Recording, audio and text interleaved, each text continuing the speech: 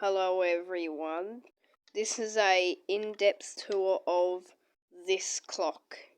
Now this clock actually stopped because it had a dead battery. This is the battery that was in this clock. This is what it looks like on the back. I haven't done anything to it. It has been paranormalized. Ghosts have touched this clock before because, yeah, long story. Just go to the video my clock stopped. I don't know how old it is. Yeah, but this clock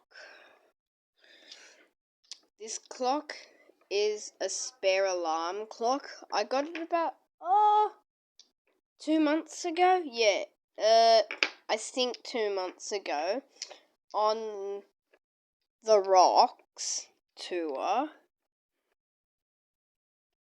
That was on our YouTube channel. But I mean, look at this design.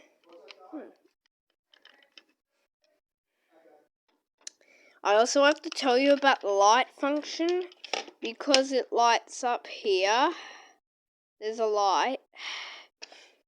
And that's also pretty cool. Follow for more.